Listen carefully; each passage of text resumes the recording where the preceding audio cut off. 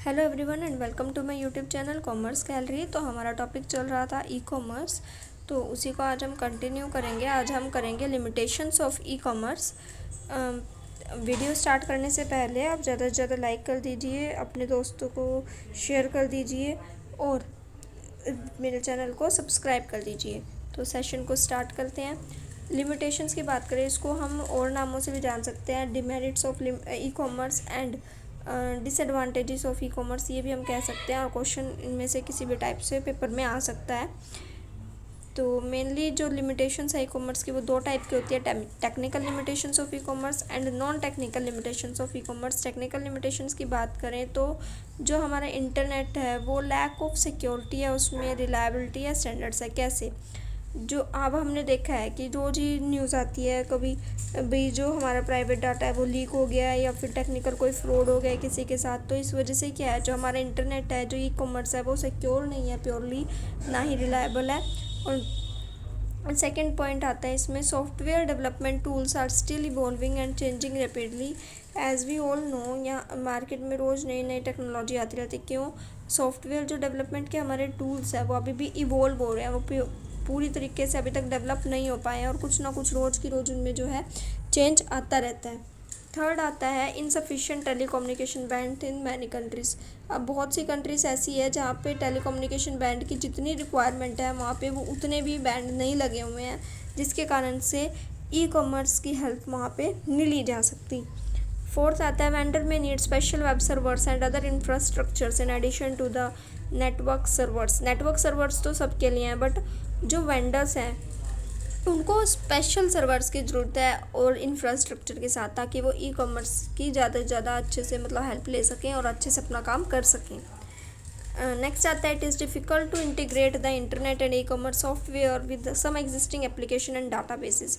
अब ये तो हम सब देखते हैं, जानते भी हैं। जो हमारा, अगर मान लीजिए अगर कोई कंप्यूटर है फॉर एग्ज़ाम्पल, उसमें विंडोज 7 चलती है, तो हम उसमें जिस हिसाब से रैम या रोम जो भी होती है, तो हम ये नहीं कह सकते कि उसमें जो है हम आज की जो विंडो का वर्जन चल रहा है उसको अपलोड कर सकते हैं।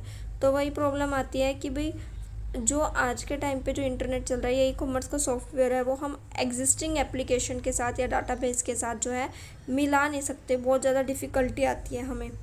नेक्स्ट आता है some e commerce software might not fit with some hardware.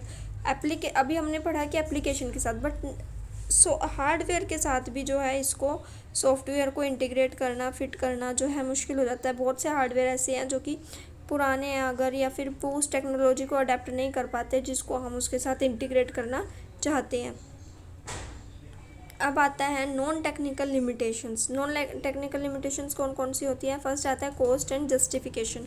अगर हम बात करें ई कॉमर्स की, तो ई कॉमर्स को अगर एक पर्सन खुद से कि लगाना चाहे, फर्स्टली तो उसको वो ढंग से लगा नहीं पाएगा, जैसे कि लैक ऑफ एक्सपीरियंस, हर किसी को नॉलेज नहीं होती इतनी, इस वजह से उस मिस्टेक के चांसेस ज़्यादा हैं। सेकेंड वन इज़ कॉस्टली पड़ेगा, क्योंकि अगर कंपनीज लगाती हैं तो उनको बहुत वो वाइड रेंज में प्रोडक्टिविटी करती है, तो इसलिए उनको पर हेड कॉस्ट कम आती है। बट अगर एक person in house e commerce को डेवलप करेगा तो उसके लिए कॉस्ट चार्जेस जो हैं, उसके कॉस्ट जो है वो हाई पड़ेगी। नेक्स्ट आता है lack of trust and user resistance. अब ट्रस्ट क्यों नहीं है? क्योंकि कोई भी जो है बायर भी जो है, जो सेलर है, वर्चुअल सेलर है, वर्चुअल स्टोर है, वहाँ पे स्विच करने में उनको उन वहाँ से सामान खरीदने में उनको डर लगता है कि कभी कोई फ्रॉड ना हो जाए। वो ऑनलाइन पेमेंट करने से डरते हैं। ये वो ट्रस्ट नहीं कर पाते उन सेलर्स पे। साथ के साथ जो सेलर है वो भी फिजिकल से वर्चुअल स्टोर्स में स्विच करना उनको थोड़ा डिफ़िकल्ट लगता है, क्योंकि उन्हें भी खुद भी ट्रस्ट नहीं है कि जो सामने वाला बायर है वो सही भी है या नहीं है, वो पेमेंट भी करेगा या नहीं, कभी उसके साथ फ्रॉड हो जाए। तो दोनों ही पार्टीज़ को जो है ट्रस्ट का प्रॉब्लम रहता है। थर्ड आता है सिक्योरिटी एंड प्राइवेसी। अब हमें ये तो पता ही है कि जो ट्रांजैक्शंस के अंदर, ऑनलाइन ट्रांजैक्शन के अंदर सिक्योरिटी को इंश्योर कर पाना और प्राइवेसी को ये थोड़ा डिफ़िकल्ट है।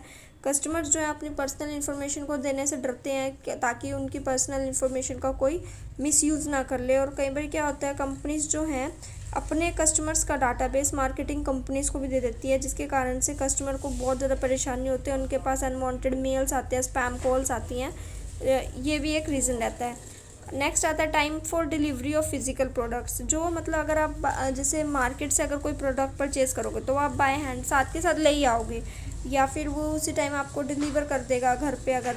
लेकिन अगर हम ऑनलाइन की बात करें तो मिनिमम 2 to 5 days या 7 days तो लग ही जाते हैं डिलीवरी आने में, और ज़्यादा भी लग सकते हैं। तो इस वजह से जो फिज़िकल प्रोडक्ट की डिलीवरी है उसमें टाइम ज़्यादा लग जाता है ऑनलाइन के केस में। नेक्स्ट आता है साइज़ ऑफ ट्रांजैक्शन। अब क्रेडिट कार्ड या फिर कोई भी कार्ड है उनकी एक लिमिट होती है कि भैया आप इस अमाउंट से लेके इस अमाउंट तक ही जो है ऑनलाइन पेमेंट कर सकते हो और रिसीव कर सकते हो, तो ऑनलाइन मतलब कि यूज़ कर सकते हो। तो ये एक साइज़ जो है ट्रांजैक्शन का, इससे भी मतलब हम अब ज़्यादा छोटी या बड़ी ट्रांजैक्शन नहीं कर पाते ऑनलाइन, ये भी एक रीज़न रहता है।